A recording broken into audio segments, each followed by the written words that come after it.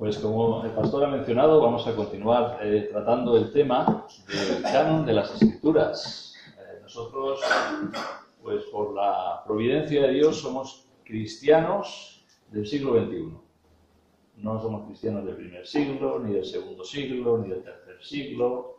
Somos cristianos del siglo XXI. Y nos encontramos pues con este libro en nuestras manos. Cada uno de nosotros tenemos las Escrituras. Y detrás de la formación de este libro hay toda una historia impresionante, que muchas veces pues o desconocemos, o ignoramos, o no sabemos bien cómo ha llegado hasta nosotros. Sí, abrimos la palabra de Dios, las Escrituras, leemos, meditamos en sus verdades, pero hay toda una historia detrás de la formación de la Biblia, de la palabra de Dios. Mencionamos la última vez que prediqué acerca del canon del Antiguo Testamento, cómo el Antiguo Testamento se formó en 1400, 1500 años de historia. Y lo tenemos ahí, en nuestro Antiguo Testamento.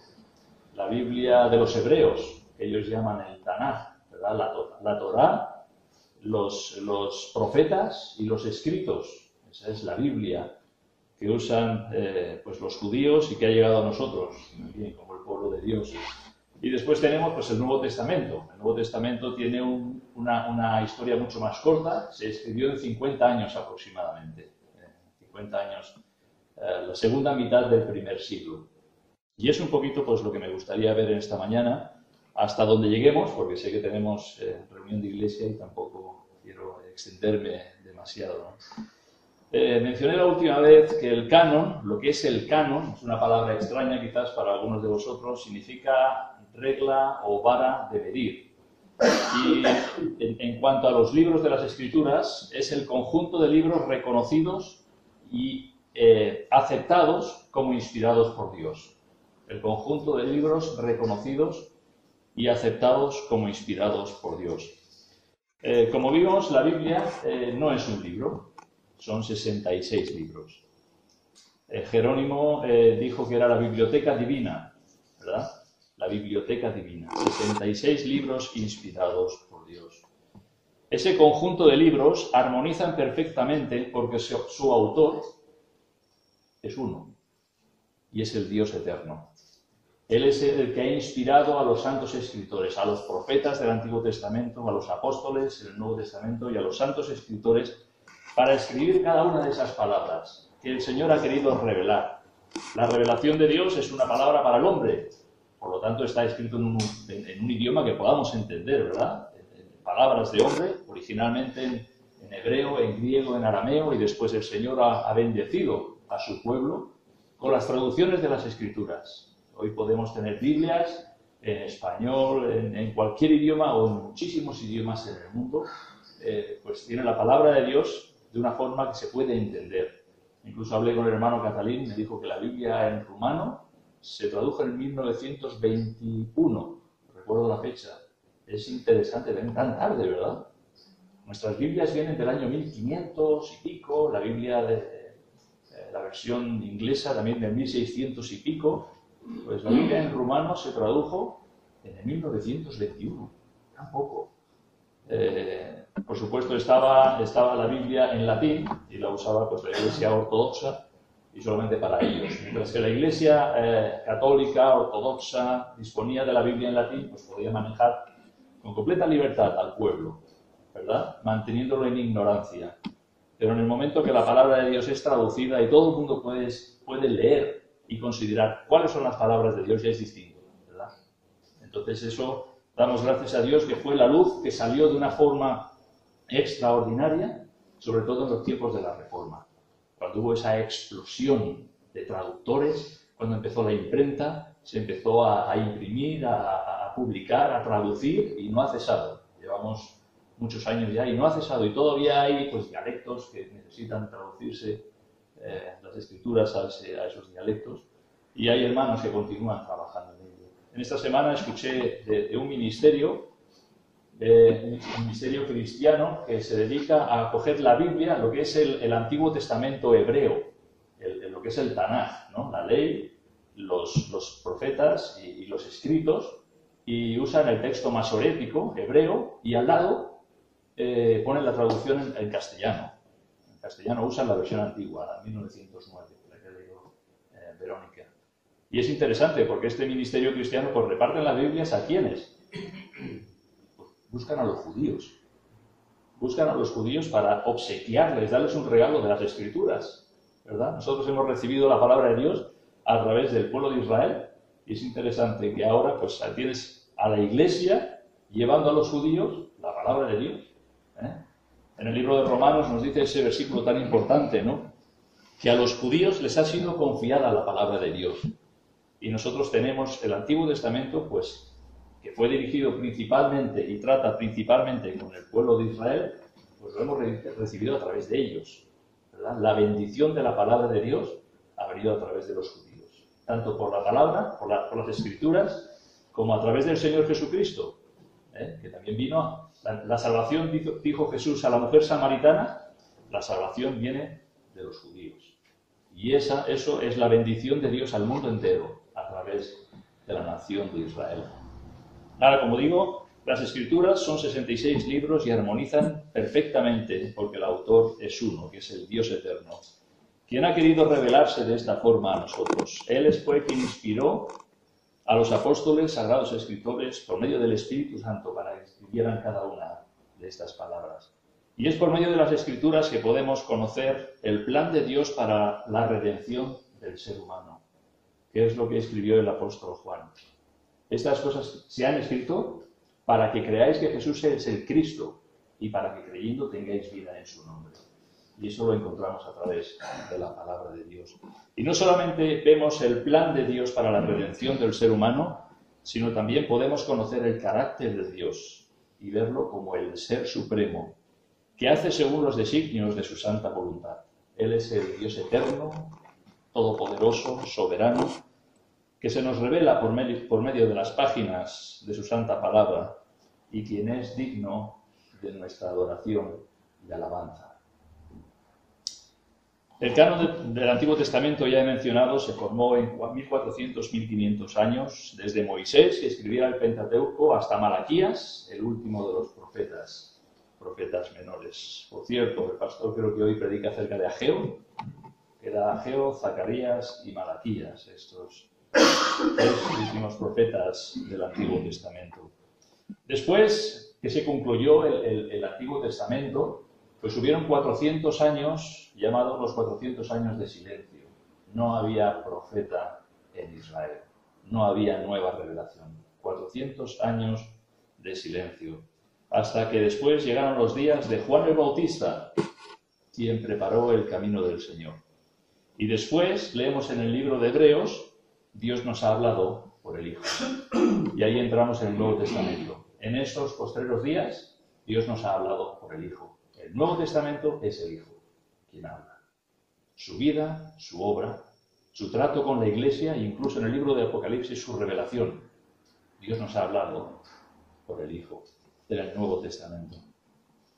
Se escribió, como he mencionado, en aproximadamente 50 años y es interesante notar que en el Antiguo Testamento el Señor sí que decía a muchos de sus profetas: escribe esto para memoria en un libro. Escribe esto. Se lo dijo a Moisés: Moisés, escribe esto para memoria en un libro. Se lo dijo a Isaías, se lo dijo a Jeremías, a muchos de sus profetas. Incluso los profetas escribían: así dice Jehová, o palabra de Jehová que vino al profeta tal, ¿verdad? Pero llegas al Nuevo Testamento y no ves esto. No ves ninguna referencia que el Señor diga a ninguno de sus apóstoles, excepto uno, que ahora lo voy a mencionar: escribe esto, o escribe aquello. No lo vemos.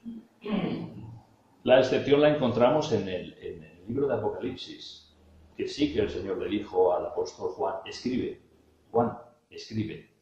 En Apocalipsis 1:11 leemos: yo soy el alfa y la omega, hablando el Señor, dice el primero y el último, escribe en un libro lo que ves y envíalo a las 7 iglesias que están en Asia, a Éfeso, Esmirna, Pérgamo, Tiatira, Sardis, Filadelfia y Laodicea. Juan, escribe esto en un libro lo que ves. Y es lo que hacen los siguientes capítulos de Apocalipsis, en los capítulos 2 y 3, ¿verdad? Escribe al ángel de la iglesia en Éfeso, Así dice primero y último, escribe al ángel en Esmirna, escribe, varias veces, y en más ocasiones. En Apocalipsis 1:19 también le dice, escribe las cosas que has visto y las que son y las que han de ser después de estas. También, en Apocalipsis 14, oí una voz que desde el cielo me decía a Juan, escribe, bienaventurados de aquí en adelante los muertos que mueren en el Señor.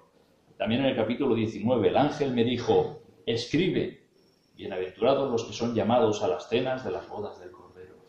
Más adelante, también en el capítulo 21, dice, al que estaba sentado en el trono dijo, he aquí que yo hago nuevas todas las cosas, y me dijo, escribe, estas palabras son fieles y verdaderas. Es la única persona que recibió un mandato del Señor de una forma directa. Escribe. El apóstol Juan, en el libro de Apocalipsis. En todo el Nuevo Testamento yo no sé de ningún otro registro que diga que recibieran orden del Señor para escribir, ¿verdad? La transmisión era una transmisión oral. También mencioné en la última ocasión que Jesús no escribió nada. La única mención que hace de Jesús escribiendo es cuando le trajeron a aquella mujer acusada de adulterio y él estaba escribiendo con su dedo en tierra. Es la única referencia que hace de que Jesús escribiera algo. No dejó nada escrito el Señor. Sí anduvo, sí enseñó, sí fue haciendo milagros, pero él no dejó nada escrito. Y tampoco los apóstoles empezaron a escribir. Que yo sepa, ninguno de ellos llevaba su diario encima.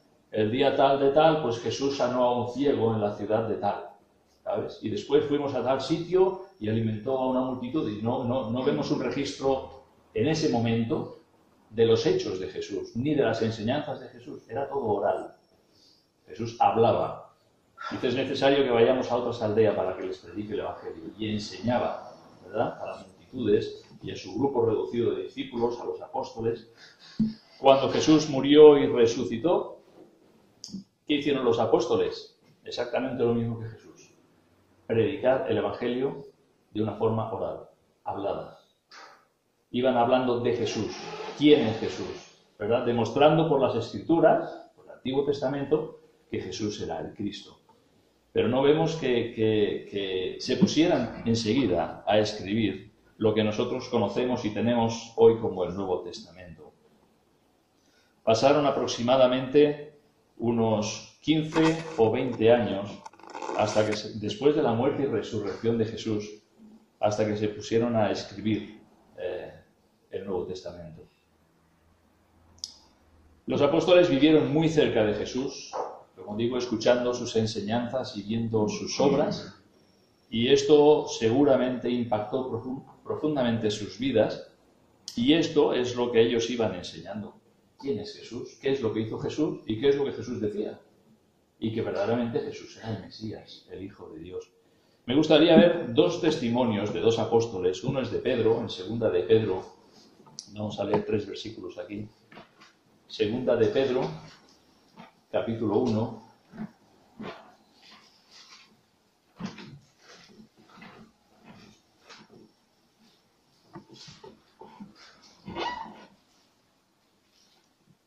Versículo del 16 al 18. Dice el apóstol Pedro, porque no os hemos dado a conocer el poder y la venida de nuestro Señor Jesucristo, siguiendo fábulas artificiosas, sino como habiendo visto con nuestros propios ojos su majestad. Fijaros ahí, habiendo visto con nuestros propios ojos su majestad. Hemos sido testigos de la gloria del Señor Jesucristo.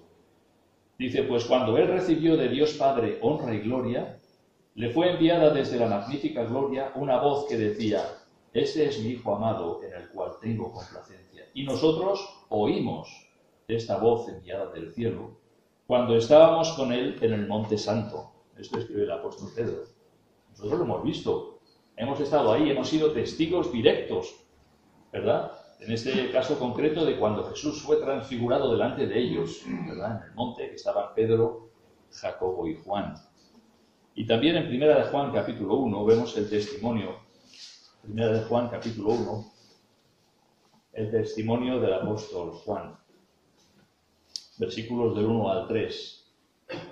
Lo que era desde el principio, lo que hemos oído, lo que hemos visto con nuestros ojos, lo que hemos contemplado y palparon nuestras manos tocante al verbo de vida, porque la vida fue manifestada y la hemos visto y testificamos y os anunciamos la vida eterna, la cual estaba con el Padre y se nos manifestó. Lo que hemos visto y oído, eso os anunciamos, para que también vosotros tengáis comunión con nosotros. Vemos un testimonio directo, fueron testigos presenciales del Señor Jesucristo, de su vida, de su obra, de sus enseñanzas. Lo hemos visto y lo hemos oído.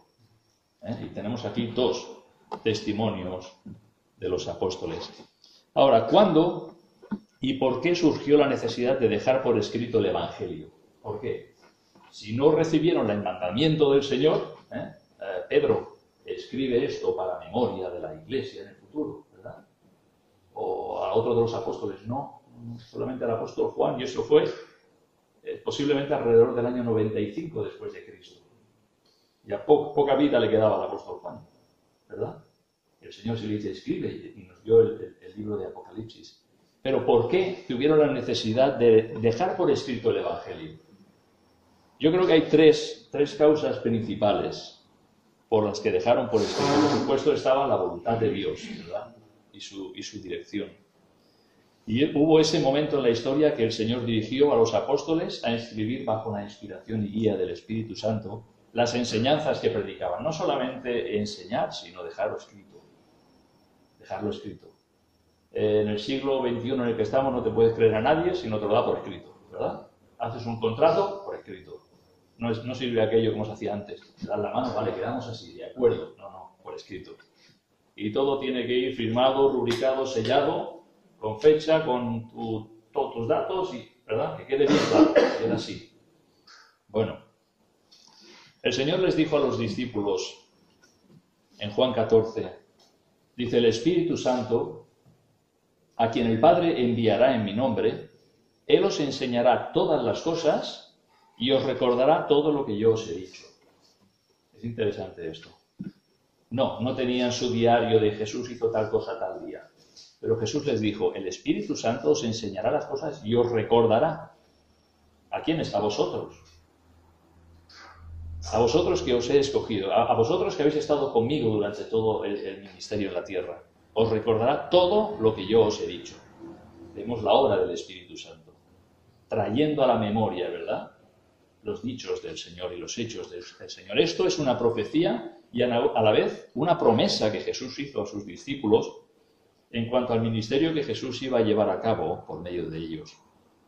También en Juan 16 dice el Señor, aún tengo muchas cosas que deciros, pero ahora no las podéis sobrellevar. Esto es interesante, porque es de la forma que el Señor ha ido dando su palabra, ¿verdad? Una revelación progresiva. El Señor no le dio a Moisés la Biblia completa, ¿verdad? Como la tenemos nosotros. Toma, Moisés, esto enséñalo al pueblo. Hay una revelación progresiva. Y Jesús dijo, tengo muchas cosas que deciros. Había estado 3 años con ellos enseñándoles. ¿Todavía había más cosas? Pues sí. Dice, tengo muchas cosas que deciros, pero ahora no las podéis sobrellevar. Pero cuando venga el Espíritu de verdad, Él os guiará a toda la verdad. Porque no hablará por su propia cuenta, sino que hablará todo lo que oyere y os hará saber las cosas que habrán de venir. Él me glorificará porque tomará de lo mío y os lo hará saber. ¿Quién? El Espíritu Santo. Vemos la forma en que el Señor iba dirigiendo a estos hombres. Ahora, esas 3 causas principales por las que se escribió el Nuevo Testamento. En primer lugar es debido al crecimiento de la Iglesia y su expansión. Debido al crecimiento de la Iglesia y su expansión. Hasta entonces, pues era un grupo muy localizado, ¿verdad? El ministerio de Jesús, Galilea, en aquellas ciudades de Galilea, Jerusalén, ¿verdad? Ahí se movía el ministerio de Jesús. Pero cuando el Señor murió y resucitó y vino el Espíritu Santo el día de Pentecostés, ahí es cuando hubo una explosión, podríamos decir. Hubo una explosión. Hubo una explosión de que muchos creyeron las palabras que los apóstoles hablaron, creyeron en el Señor Jesucristo, pero esos que estaban allí venían de tierras muy lejanas. Entonces dejó de ser una cosa muy local. La iglesia se iba a extender. Jesús lo había dicho en Hechos 1:8, me seréis testigos en Jerusalén, Judea, Samaria y hasta lo último de la tierra. O sea, aquí va a haber una explosión, ¿verdad?, del mensaje del Evangelio. Y eso fue cuando vino el Espíritu Santo en Pentecostés, vino en el aposento alto sobre los cristianos, los creyentes, los discípulos, los apóstoles, y comenzaron a hablar en lenguas, nos dice la Escritura, las maravillas de Dios. Y cuando digo lenguas, digo idiomas. ¿Vale? Digo idiomas como puede ser el inglés, el francés, el alemán, el chino o el italiano. Lo podemos ver en el libro de Hechos, solamente para que quede constancia por medio de las Escrituras. Hechos, capítulo 2.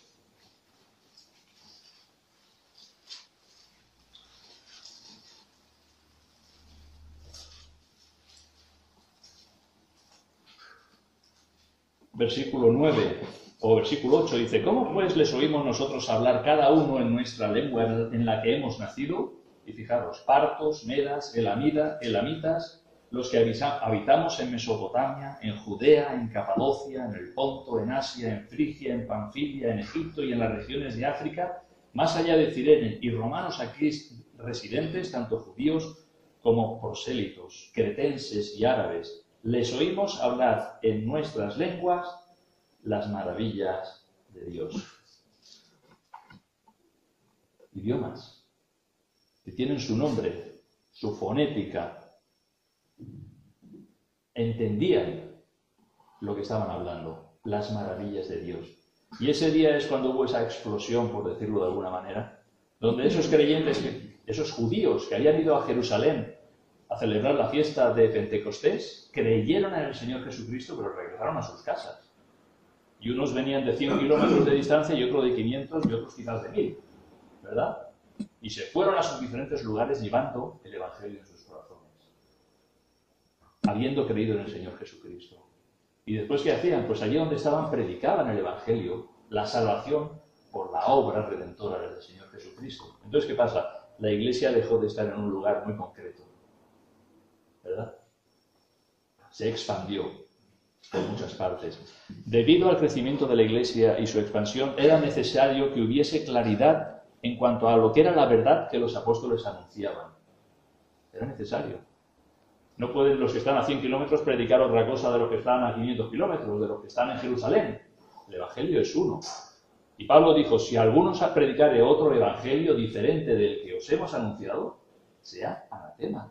El Evangelio es uno, no hay otro. Es este el que se debe de predicar. Y eso había necesidad de que quedara constancia de cuáles son el Evangelio, cuáles eran las enseñanzas de Jesús. Pablo escribió generalmente para hacer frente a muchos problemas específicos en ciertas iglesias locales. Y a la vez fomentaba la circulación de sus cartas. ¿Vale? Sabemos cómo él escribió a Corinto, escribió a Tesalónica, pero también escribió a Colosenses, por ejemplo, a las iglesias, a los hermanos en Colosas, y dice, cuando esta carta haya sido leída entre vosotros, haced que también se lea en la iglesia de los laodicenses, y que la de la Odisea la leáis también vosotros. ¿Qué está diciendo? O sea, esa carta de Colosenses no solamente para vosotros, pero que también la lean los hermanos de la laodicenses. Que fomentaba la circulación de esas cartas, de esas epístolas, de aquello que el apóstol estaba escribiendo.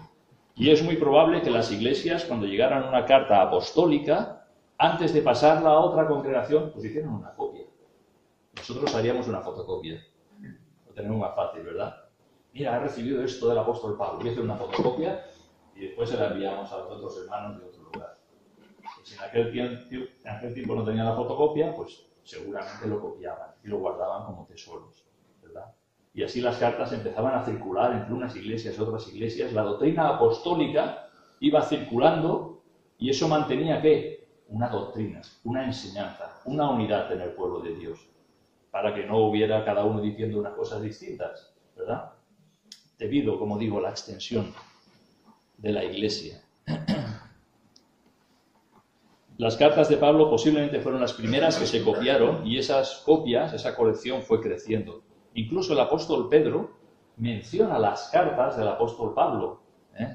Dice en 2 de Pedro 3:15, leo, dice, y tened entendido que la paciencia de nuestro Señor es para salvación, como también nuestro amado hermano Pablo, según la sabiduría que le ha sido dada, os ha escrito casi en todas sus epístolas, hablando en ellas de estas cosas, de las cuales hay algunas difíciles de entender, las cuales los indoctos e inconstantes tuercen, como también las otras escrituras, para su propia perdición. ¿Quién escribió esto? El apóstol Pedro.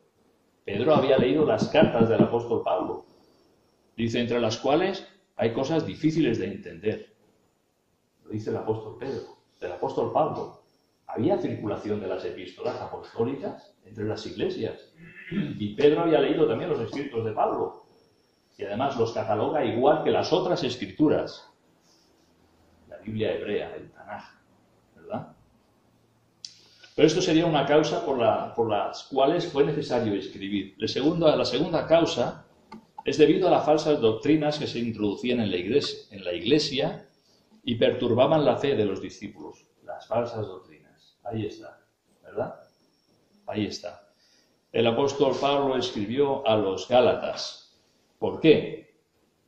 Porque había problemas de los judaizantes. ¿Quiénes eran?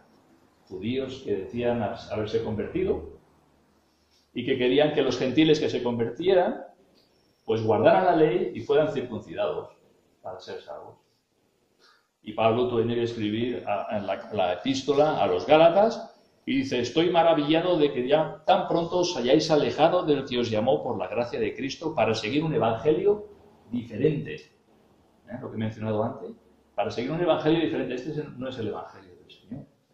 Y Pablo tiene que escribir para corregirlo. Dice, no que haya otros, sino que hay algunos que os perturban y quieren pervertir el evangelio de Cristo. La causa por la que Pablo escribió la epístola a los Gálatas, pues era esto.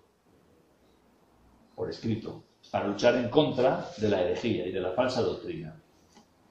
Segunda de Pedro y Judas tratan de una forma muy directa acerca de los falsos maestros. Sobre todo en 2 de Pedro capítulo 2, dice, hubo también falsos profetas entre el pueblo, como habrá entre vosotros falsos maestros, que introducirán encubiertamente herejías destructoras. Los falsos maestros. Y Judas, que dice que tenía gran solicitud en escribiros acerca de nuestra común salvación, me ha sido necesario escribiros que contendáis ardientemente por la fe que ha sido una vez dada a los santos, porque algunos hombres han entrado encubiertamente. Más adelante dice, hombres impíos, y más adelante dice que niegan a Dios, el único soberano, y a nuestro Señor Jesucristo. La razón de ser de 2 de Pedro, sobre todo el último capítulo, y de Judas, era luchar en contra de la herejía, de la falsa doctrina que se metía en las iglesias y perturbaba la fe de los creyentes. Primera de Juan. ¿Por qué escribió el apóstol Juan Primera de Juan? Para corregir errores doctrinales introducidos por los gnósticos, unos que se decían ser cristianos, pero que negaban doctrinas fundamentales de la fe, como la encarnación de Cristo. Por eso es que Juan hace tanto énfasis. Dice, no creáis a todo espíritu, sino probad los espíritus si son de Dios, porque muchos falsos maestros han salido por el mundo. De nuevo vemos el énfasis. No solamente fue necesario dejarlo por escrito por la extensión de la Iglesia, sino también por la falsa doctrina, para preservar la sana doctrina. Fue por causa de la falsa doctrina que se hizo necesario dejar por escrito la sana doctrina. Y en tercer lugar, y último que vamos a ver, es debido a que los apóstoles iban a llegar al final de sus días. Pues iban a morir. Aquí, aquellos que habían andado con Jesús iban a abandonar esta tierra. Aquellos que habían visto, aquellos que habían oído, aquellos que habían tocado en referente al verbo de vida, iban a dejar esta tierra. Iban a seguir el camino de todos los hombres, ¿verdad? Llegar al final de sus días y partir de aquí. Y entonces, debido a eso, también se hizo necesario que quedara registrado ese testimonio directo de aquellos que habían visto y oído. Jacobo fue el primer apóstol que murió a manos de Herodes, ¿verdad? Lo mató. Dice, en aquel tiempo Herodes echó mano a algunos de la iglesia para maltratarles y mató a espada a Jacobo, hermano de Juan. Este Jacobo era uno de los que había estado con Jesús en el monte de la Transfiguración. No tenemos ningún escrito de Jacobo, murió muy temprano y fue el primero de los apóstoles en morir. El apóstol Pablo, escribiendo a Timoteo, le dice, porque yo ya estoy para ser sacrificado y el tiempo de mi partida está cercano. Llega al final de sus días. El apóstol Pablo es la excepción, podríamos decir, de los apóstoles, porque él no anduvo con Jesús en su ministerio en la tierra, pero sí recibió revelación directa de parte del Señor. Fue llamado por el Señor cuando iba camino de Damasco. Recordáis la historia del libro de los Hechos. Y el apóstol Pedro, en su segunda epístola, dice, tengo por justo, entre tanto que estoy en el cuerpo, el despertaros con amonestación, sabiendo que en breve debo abandonar el cuerpo, como nuestro Señor Jesucristo me ha declarado. En breve debo abandonar el cuerpo, posiblemente el año 65, 66, 67 después de Cristo. Es cuando se cree que murió el apóstol Pedro. Así que aquellos que habían andado con Jesús iban a dejar esa tierra. Y era necesario que ellos dejaran constancia de los escritos del Evangelio del Señor Jesucristo. Esas tres causas creo que son principales o importantes por las cuales se escribió el Nuevo Testamento. La extensión de la Iglesia por la falsa doctrina que comenzaba a circular y por la muerte de los apóstoles del Señor, quienes eran testigos directos de la vida y obra de Jesús. Y tengo más para decir, pero no me voy a extender. Lo vamos a dejar aquí. Solamente mencionar que los libros del Nuevo Testamento debían de pasar 4 pruebas para ser considerados realmente inspirados por Dios. Canónicos, libros canónicos, que son palabra de Dios. El primero es que fue escrito por un apóstol. Debía de ser escrito por un apóstol. La próxima vez que me toque predicar ya mencionaré, porque hay algunos que escribieron y no fueron apóstoles. Marcos no fue apóstol, Lucas no fue apóstol. Y de Santiago y de Judas, pues ahí están los comentaristas peleándose, si unos dicen que sí, otros dicen que no. Pero bueno, esto ya lo veremos en otra ocasión. Era necesario que fuera escrito por un apóstol o alguien cercano, muy cercano a los apóstoles, de tal forma que recibiera esa aprobación apostólica, como el caso de Lucas o de Marcos. En segundo lugar, que lo que este texto dice realmente sea de edificación para la Iglesia. Esto me edifica mi vida espiritual, edifica la Iglesia, nos ayuda a nuestro andar cristiano. Entonces los hermanos, los padres de la Iglesia, que eran discípulos de los apóstoles, tuvieron que discernir realmente esto edifica, esto beneficia. Y pasaron muchos años hasta que se completó el canon del del Nuevo Testamento, hasta el año 397, pues no quedó definido los 27 libros que nosotros tenemos. Habían epístolas que estaban, otras que desaparecían, algunos aceptaban ciertos libros, otros no, la Iglesia de Oriente y la de Occidente no estaban de acuerdo, entonces hubo muchos años de movimiento. Pero lo primero, escrito por un apóstol o muy cercano a los apóstoles. Segundo, habla a nuestro corazón como realmente palabra de Dios. En tercer lugar, si tenía un reconocimiento general de parte de la Iglesia. General, de toda la Iglesia, que reconocía tal libro, tal epístola como palabra de Dios. Y el cuarto punto es si daba muestras de verdaderamente haber sido inspirado por Dios. Porque supongo que no todo lo que escribía Pablo fue inspirado, pero sus epístolas 13 o 14 fueron inspiradas. Pablo escribió 2, no escribió nada más. Quizás sí, pero quizás no fue inspirado, ¿verdad? Entonces, si realmente daba el texto, el libro en concreto que tenían en análisis, evidencias de que había sido inspirado por Dios. Estas eran las 4 pruebas a las que sometían cada uno de los libros del Nuevo Testamento para decir, esto es palabra de Dios. Y ya seguiremos en otra ocasión, ¿vale? El Señor te